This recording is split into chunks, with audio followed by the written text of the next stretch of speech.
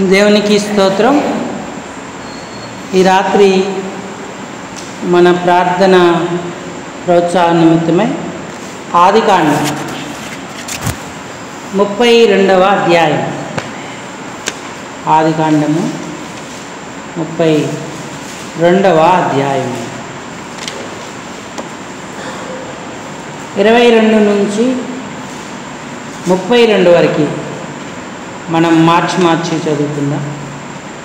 22 నుండి 32 వరకు.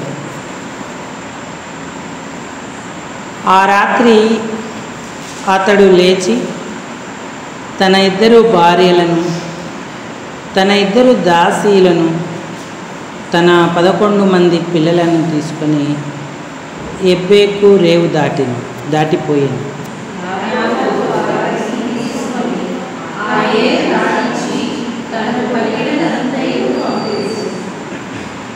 యాకోబు ఒక్కడు మిగిలిపోయాను. ఒక నరుడు తెల్లవారు వరకు అతనితో పెనుగులాడాడు.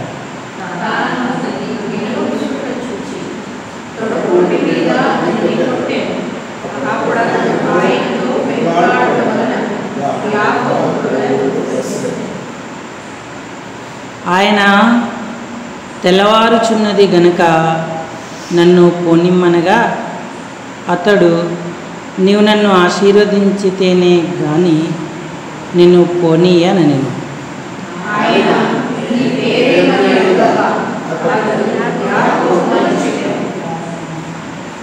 అప్పుడు ఆయన, నీవు దేవునితోనూ మనుషులతోనూ పోరాడి గెలిచితివి గనక ఇక మీదట నీ పేరు ఇజ్రాయేలే గాని యాకోబు అనబడదని చెప్పింది.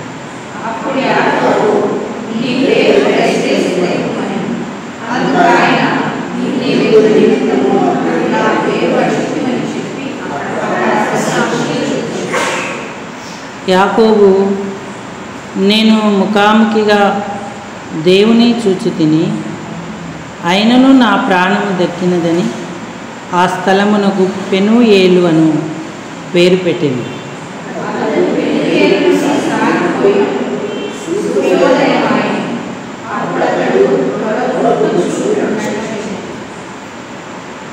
అందుచేత ఆయన యాకోబు తొడగూటి మీద తుంటి నరం కొట్టినందున నేటి వరకు ఇశ్రాయేలీయులు తొడగూటి మీదనున్న తుంటి నరము తినరు. 24వ వచనం మనందరం కూడా ఒకసారి కలిసి చదువుకుందాం. 24వ వచనం. యాకోబు ఒక్కడు మిగిలిపోయాడు, ఒక నరుడు తెల్లవారు వరకు అతనితో. చాలండి. చదువుకున్న లేఖన భాగం చేరిరాగలిగిన మన హృదయాలకు ఈ రాత్రి ప్రార్థనా ప్రోత్సాహ నిమిత్తమై హెచ్చరికగా, పురికొల్పుగా, ఆశీర్వాదకరంగా, దీవెనకరంగా ప్రేమగల దేవుడు చేయునుగాక. ఆమేన్. ప్రభు ప్రజలారా, ప్రభునందున్న ప్రియమైన వారులారా, ఆదికాండం అన్ని ఆరంభాలకు ఆధారం. దైవజనుడైన మోషే ద్వారా పరిశుద్ధాత్మ ప్రేరణలో దేవుడు ఈ గ్రంథాన్ని రచింపజేశాడు. మోషేకు దేవుడు ఏదైతే చెప్పాడో దాన్ని అక్షరార్థంగా ఆయన లిఖించి ఉంచాడు. మనుష్యుని ఊహను బట్టి చెప్పుట వలన లేఖనము పుట్టదు అన్నాడు. మనుషులందరూ పరిశుద్ధాత్మ మూలముగా పలికిరి అని దేవుని యొక్క వాక్యంలో రాయబడి ఉంది. యాకోబు యొక్క జీవితంలో లిఖితమైన ఈ ప్రార్థనలు నిజమైన ఆశీర్వాదాన్ని యాకోబుకు తీసుకొచ్చినట్టుగా చూస్తూ ఉన్నాం. ఆయన తల్లిదండ్రులను విడిచి పద్దనారాముకు పారిపోయేప్పుడు ఆయన బెయేర్షాబా దగ్గర ప్రొద్దుగుంకినప్పుడు అక్కడ నిద్రించాడు. బెయేర్షాబా నుండి బయలుదేరాడు. హారాను వైపు వెళ్తూ ఒక చోట అరణ్యంలో నిద్రించాడు. దానికి ఆయన బేతేలు అని పేరు పెట్టాడు. అప్పుడు అతనికి ఒక దర్శనం కలిగింది. ఒక నిచ్చెన భూమి మీద నుండి ఆకాశానికి వేయబడి దేవదూతలు ఎక్కుచూ దిగుచూ ఉన్నారు. యాకోబుగానే ఉన్నాడు ఇంకా యాకోబు. దేవుడు పరము నుండి యాకోబుతో ఏం చెప్పాడంటే, నీవు పండుకొని ఉన్న ఈ స్థలాన్ని నీకును నీ సంతానానికి ఇస్తానని వాగ్దానం చేశాడు. యాకోబు మేల్కొన్నప్పుడు అది కళ అని తెలుసుకున్నాడు. ఈ స్థలం ఎంతో భయంకరం, నిశ్చయంగా ఇక్కడ దేవుడు ఉన్నాడు, ఇదే పరలోక గవిని అని చెప్పి తాను తలగడగా చేసుకున్న రాయిని నిలిపి స్తంభముగా నిలిపి నూనె పోసి అభిషేకించి మ్రొక్కుబడి చేసుకున్నాడు, తీర్మానం చేసుకున్నాడు. దేవుని మనసు ఇంకా యాకోబు పూర్తిగా ఎరగలేదు. కానీ నేను నా తండ్రి ఇంటికి తిరిగి క్షేమంగా వస్తే నువ్వు నాకు దేవుడవై ఉంటావు, నువ్వు నన్ను కాపాడి తినుటకు ఆహారం, ధరించుకొనుటకు వస్త్రమును నాకు దయచేసిన ఎడల నాకు దేవుడవై ఉంటావు. అంతేకాదు నా సంపాదన నీవు నాకిచ్చు యావత్తులో 10వ వంతు నిశ్చయముగా నీకు చెల్లింతునని మొక్కుకున్నాడు. 10వ వంతు చెల్లించడం ధర్మశాస్త్రం నుండి రాలేదు. అబ్రహాము చెల్లించాడు. ఇప్పుడు యాకోబు కూడా తీర్మానం చేసుకొని బయలుదేరాడు. కానీ యాకోబు ఎక్కడికి వెళ్తున్నాడంటే హారాను వైపుగా వెళుతూ సిరియా దేశం పద్దనారాము అనే ప్రాంతానికి వెళ్తున్నాడు. అది ప్రొద్దుగుంకింది అని. చీకట్లోకి వెళ్తున్నాడు కానీ వెలుగులోకి రావట్లేదు. ఎబ్బేకు రేవు దగ్గర మరలా దేవుడు ఏమన్నాడంటే, ఆశీర్వాదం పొందిన తర్వాత అతడు అక్కడ నుండి బయలుదేరినప్పుడు సూర్యోదయమాయను అన్నాడు. దానికి ఆయన పెనుయేలు అని పేరు పెట్టాడు. ఈ బేతేలు నుండి అంటే పద్దనారాముకు వెళ్ళిన దగ్గర నుండి ఎబ్బేకుకు వచ్చేంత వరకు ఒక రకంగా యాకోబు చీకటిలోనే ఉన్నాడు. పద్దనారాములో ఉన్న విద్యలు, పద్దనారాము పద్ధతులు, పద్దనారాము యొక్క భాషలు నేర్చుకున్నాడు కానీ నిజంగా దేవునికి సమీపం అవ్వలేదు. ఒకవేళ బేతేలు రక్షణ దర్శనం అనుకుంటే, బేతేలు అంటే దేవుని మందిరమే. అతడు దేవుని మందిర అనుభవం పొందిన తర్వాత ఇంకా సంపూర్ణంగా మారడానికి మరి చాలా సమయం తీసుకున్నాడు. దేవుడిచ్చిన వాగ్దానాన్ని బట్టే ఆ ప్రయోజనం తనకు కలుగుతుందని గుర్తించడానికి ఎంతో సమయం తీసుకున్నాడు. దేవుడు నిజంగా దయాళుడు. కీర్తనల గ్రంథంలో ఏమని రాయబడింది? తనకు మొరపెట్టుకొని వారికి, తనకు నిజంగా మొరపెట్టుకొని వారికి యెహోవా సమీపముగా ఉన్నాడు అన్నాడు. రక్షణానుభవం కలిగిన వారు మాట వరుసకి ప్రార్థన చేసే అనుభవాన్ని కలిగి ఉంటారు. రెండవది నిజంగా ప్రార్థన చేసే అనుభవాన్ని కలిగి ఉంటారు. సర్లే, కొన్ని సందర్భాలు మాట వరుసకి ప్రార్థన చేసిన దేవుడు వింటాడు, తోసేయడు. కానీ మాట వరుస ప్రార్థనతోనే మనం ఆగాలని దేవుడు కోరడు.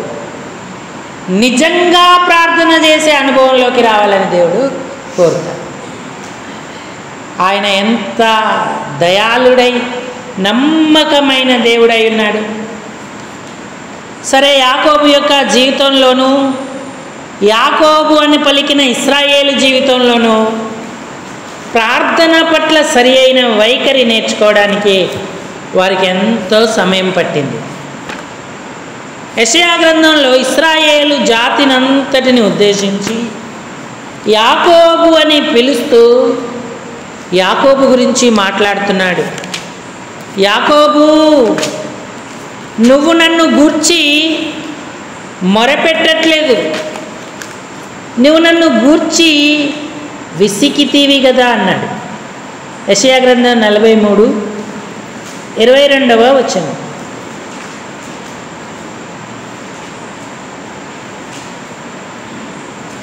యెషయా 43:22. యాకోబు, నీవు నాకు మొర్రపెట్టుటలేదు. నువ్వు కనీసం మాట వరుసకు కూడా ప్రార్థన చేయట్లేదు. మాట వరుసకి ప్రార్థన చేసిన నేను ఆలకిస్తానన్నాడు. ఇప్పుడు యాకోబు యొక్క పరిస్థితి ఎలా ఉందంటే, నీవు నాకు మొరపెట్టుటలేదు అన్నాడు. ఇశ్రాయేలు, నన్ను గూర్చి నీవు విసిగితివి కదా. 24వ వచనంలో చివరి భాగం, నీ పాపముల చేత నీవు నన్ను విసిగించితివి, నీ దోషముల చేత నన్ను ఆయాస పెట్టితివి అన్నాడు. ఇది యాకోబు యొక్క పరిస్థితి.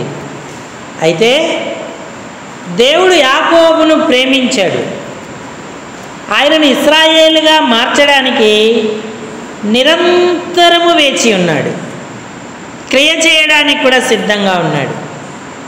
అందుకు నేనే నా చిత్తానుసారంగా నీ అతిక్రమములను తుడిచివేసి ఉన్నాను, నేను నీ పాపములను జ్ఞాపకము చేసుకొనను అన్నాడు. ఇంత గొప్ప దేవుడు యాకోబుకు దొరికాడు. ఆనాడు యాకోబుకే కాదు, ఈనేడు మనకు కూడా దొరికాడు. నిజంగా మనమైతే ఎంతో అపాత్రులం. ఆయనను ప్రేమించి ఆ సిల్వ దర్శనాన్ని మన కన్నుల ఎదుట ఉంచి మన పాపాలను గురించి మనల్ని ఒప్పింపజేసి తన రక్షణను మనకు అనుగ్రహించాడు. నరకపు శిక్ష కొట్టివేయబడింది. నెమ్మది, శాంతి, సమాధానాలతో మన యాత్రా జీవితం కొనసాగుతుంది. అలాగైతే దేవుడు నీ కొరకు ప్రాణం పెట్టి నన్ను రక్షించాడని మనం గ్రహిస్తే, నీవు నేను ఎరిగితే, ఆయన కోరినట్టుగా మన ప్రార్థనా జీవితం అభివృద్ధి చెందుతుందా? అదే మన ఆశీర్వాదాలకు మూలం. మనం మొరపెట్టాలి, అంతేకాదు నిజంగా మొరపెట్టుకునేటువంటి అనుభవములో ఉండాలి. కాలం గడిచిన కొలది రక్షించబడిన దినాలలో ఉన్న కొత్త ఉత్సాహం ఆవిరైపోతుంది. ఇంకా చెప్పాలంటే మన ప్రార్థనా జీవితం అడుగంటిపోతుంది. వాక్యం, ప్రార్థన, పాటలు, సహవాసాన్ని ప్రేమించిన మనం కాలము గడిచిన కొలది నీరసిల్లిపోతాం. కానీ క్రొత్త నిబంధన గ్రంథంలో దేవుడు మనకెప్పుడు తన వాగ్దానాల చేత పురికొల్పుతూనే ఉంటాడు. అనేక సందర్భాలు తన వాక్యాన్ని బట్టి మనల్ని ప్రోత్సహించి నిజంగా మొరపెట్టి ఆశీర్వాదం పొందాలని ఆయన కనిపెడతా ఉంటాడు. కొరింథీయులకు రాసిన మొదటి పత్రిక 15వ అధ్యాయము 58వ వచనం.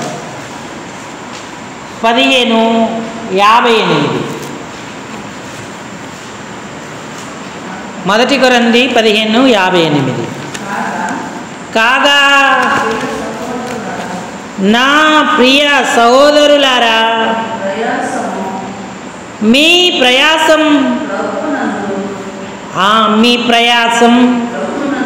లేదా మీ ప్రార్థన,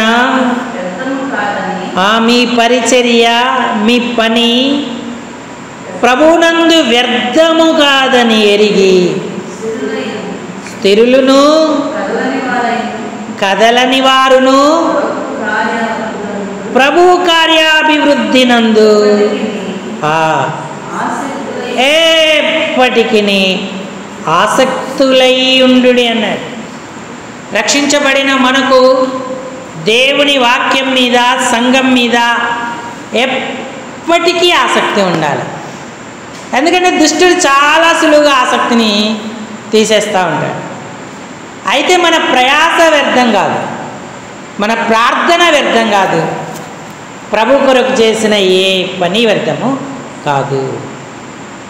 మన ప్రయాసకు ప్రతిఫలం ఉంది, మన ప్రార్థనకు జవాబు ఉంది, మన పనికి బహుమానం ఉంది, మన పరిచర్యకు మెప్పు ఘనత ఉంది. ఇది ఎరిగితే ఎప్పటికీ ఆసక్తులై ఉంటాం. ఆసక్తి విషయమై మాంద్యులము కాక ఆత్మయందు తీవ్రత గలవారమై ప్రభువును సేవించడానికి ఇష్టపడుతూ ఉంటాం. మరి దినాలు ఎంతో భయంకరమైనవి, అంత్యదినాలు, అపాయకరమైన కాలాలు.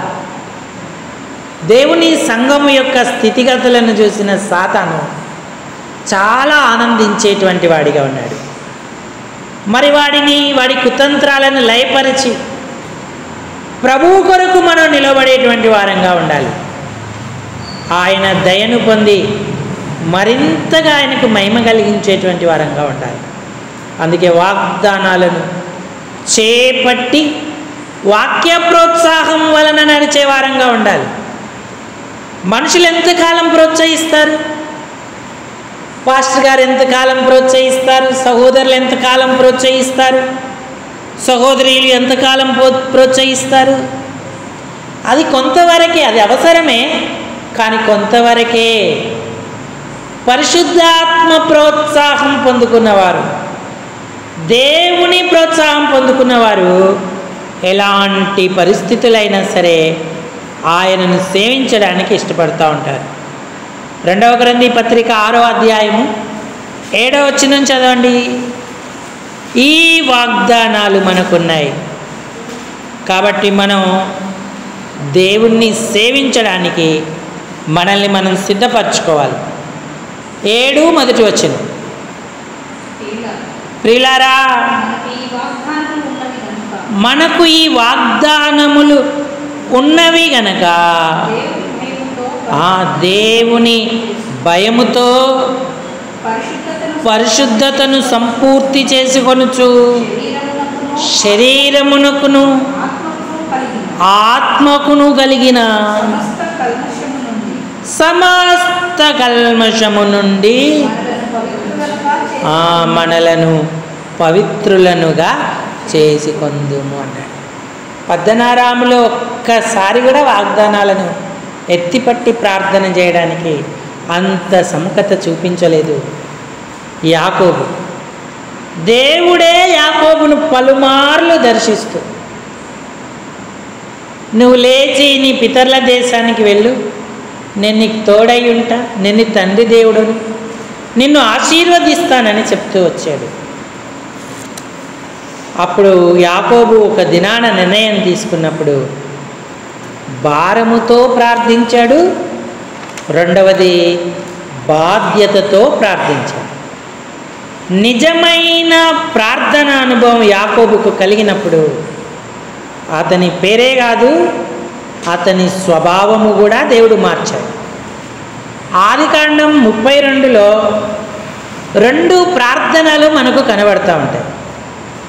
మొదటి ప్రార్థన తన గుంపంతటితో ఆయన ఉండి చేసినటువంటి ప్రార్థన. రెండవ ప్రార్థన ఎబ్బేకు రేవు దగ్గర ఒక్కడు మిగిలిపోయి చేసినటువంటి ప్రార్థన. అది పోరాటంగాను యుద్ధముగాను పేర్కొనబడింది. ఆదికాండం 32వ అధ్యాయంలో భారముతో తన అన్న అయిన ఏశావు చేతిలో నుంచి తన్ను రక్షించమని దేవునికి ప్రార్థన చేశాడు. యాకోబుకు ఇప్పుడు భయం పుట్టుకుంది. ఆ భయమే అతనికి భారాన్ని కలిగించింది. ఏంటంటే అప్పుడెప్పుడో ఏశావు నిన్ను చంపుతాను అని ప్రమాణం చేశాడు.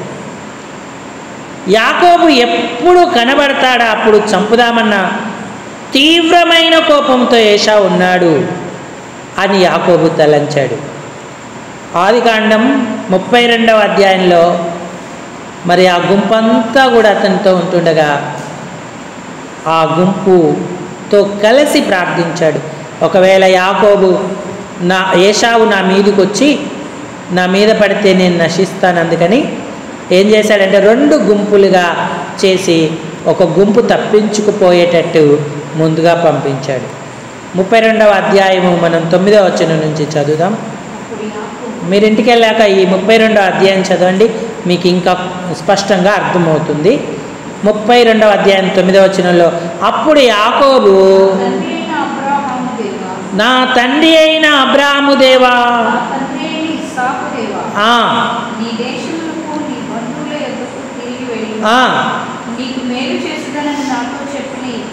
ఇప్పుడు వాగ్దానాన్ని ఎత్తిపట్టి ప్రార్థిస్తున్నాడు. నీకు మేలు చేసేదనని నాతో చెప్పిన దేవా, నీవు నీ సేవకునికి చేసిన సమస్త ఉపకారములకును సమస్త సత్యమునకు అపాత్రుడను అన్నాడు. నిజమైన ఒప్పుకోలు, తన నిజస్థితి యథార్థంగా దేవుని ఎదుట యాకోబు ఉంచాడు. ఆ తర్వాత ఎట్లనగా నా చేతికరతో మాత్రమే యోర్దాను దాటి తిని ఇప్పుడు నేను 2 గుంపులై తిని. అంటే ఎంత గొప్ప ఆశీర్వాదం నాకు ఇచ్చావు. గొర్రెలు, పొట్టేళ్ళు, మేకపోతులు, అనేక రకాలుగా దేవుడు ఎంతో ఆశీర్వదించాడు యాకోబును. అలాగే అతని భార్యలు, సంతానం అతి విస్తారంగా అయ్యారు. నేను ఇప్పుడు 2 గుంపులై తిని అన్నాడు. చదవండి 11వ వచనం. నా సహోదరుడైన ఏశావు చేతిలో నుండి దయచేసి నన్ను తప్పించు. అతడు వచ్చి పిల్లలతో తల్లిని నన్ను చంపునేమోనని అతనికి భయపడుచున్నాను. మళ్ళీ వాగ్దానాన్ని జ్ఞాపకం చేస్తున్నాడు. నేను నీకు తోడై నిశ్చయముగా మేలు చేయుచు, లెక్కింపలేని సముద్రపు ఇసుక వలె విస్తరింపజేయుదు అని సెలవిచ్చితివే అన్నాడు. ప్రార్థన ఆరంభములోనూ వాగ్దానాన్ని దేవుడికి తెలియజేశాడు. ప్రార్థన ముగింపులోనూ ఆయన ఇచ్చిన మాటను జ్ఞాపకం చేస్తున్నాడు. నువ్వే కదా మాట ఇచ్చితివే అని చెప్పి దేవుణ్ణి యాకోబు పట్టుకోవడానికి ప్రయత్నం చేస్తూ ఉన్నాడు. దేవుడు ఈ ప్రార్థన విన్నాడు. ఏశావు కోపాన్ని చల్లార్చాడు. యాకోబుకు ఏ హాని చేయకుండా ఇంకా మెడ మీద పడి ముద్దు పెట్టుకొని తండ్రి వలె ప్రేమ చూపించాడు. కన్నీరు విడిచాడు. నీ కానుక నాకొద్దు, నాకు చాలినంత ఉంది, నువ్వే తీసుకోమన్నాడు. అట్లు యాకోబు ఏశావుల మధ్య గొప్ప ప్రేమా సమాధానాలు కలిగాయి. కాబట్టి భారమైన ప్రార్థన, వాగ్దానాలను ఎత్తిపట్టి చేసిన ప్రార్థన దేవుడు ఆలకించి గొప్ప నెమ్మదిని యాకోబుకు అనుగ్రహించాడు. గుంపుతో ఉండి ప్రార్థించిన ఈ ప్రార్థన దేవుడు ఆలకించిన రీతిగానే మరలా రాత్రి అయిన తర్వాత ఆ గుంపును యోర్దాను ఎబ్బేకురేవు దాటించి ఒక్కడు మిగిలిపోయాడు. ఇప్పుడు అసలు సిసలైన కార్యాన్ని దేవుడు యాకోబులో ఆరంభించాడు.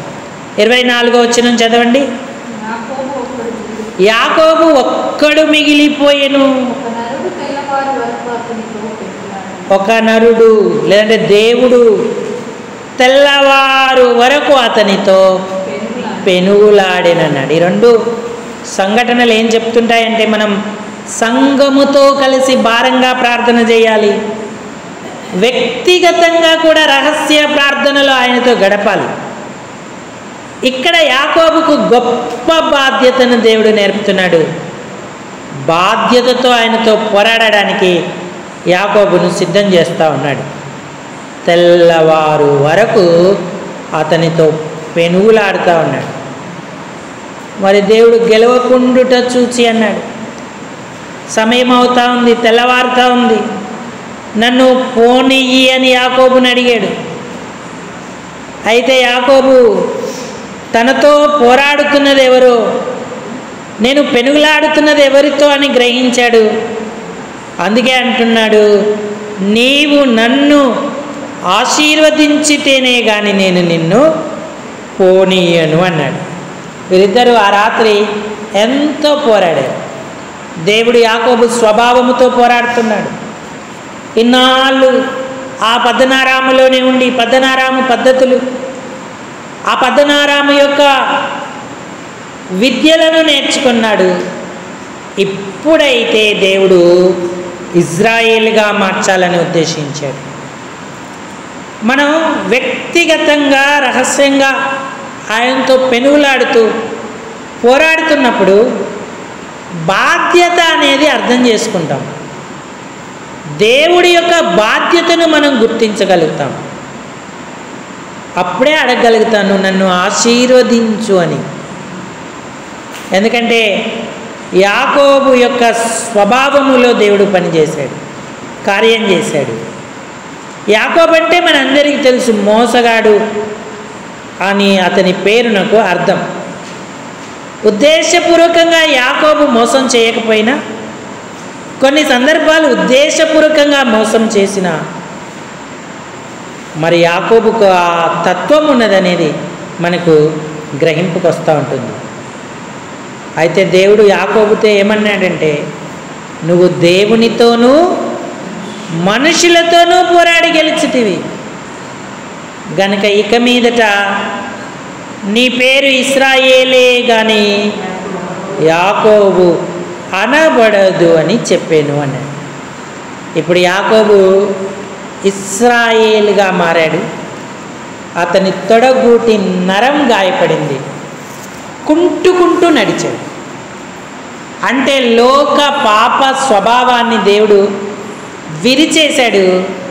ఇప్పుడు విరిగి నలిగిన వాడిగా ఇశ్రాయేలుగా దేవుడు ఆయనను చేశాడు. మనం ఎంత ఎక్కువగా వ్యక్తిగతంగా ఆయనతో సావాసం చేస్తున్నాం, పెనుగులాడుతున్నాం, పోరాడుతున్నాం. దేవుడు మన స్వభావంలో కార్యం చేసే అంతగా మనల్ని ఆయనకు అప్పగించుకుంటున్నామా? ఎందుకంటే మనందరం యాకోబులమే, ఏ భేదము లేదు. ఆయన గురించి విసిగినటువంటి వారమే, మన పాపాల చేత మనం కూలినటువంటి వారమే. కానీ దేవుడు నిజంగా మొరపెట్టుకునే వారందరికీ కూడా సమీపంగా ఉన్నాడు.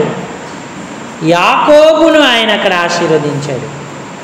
అప్పుడు ఆయన అక్కడి నుంచి వెళుతూ ఉంటుంటే సూర్యోదయమాయను అన్నాడు. నిజమైన వెలుగు ఆశీర్వాదాలు యాకోబు యొక్క జీవితంలోకి ప్రసరింపజేయబడ్డాయి. బేతేలులోనే వచ్చాయి, కానీ ఆయన లెగలేదు. యెషయా గ్రంథం 60వ అధ్యాయం 1వ వచనం, నీకు వెలుగు వచ్చి ఉన్నది,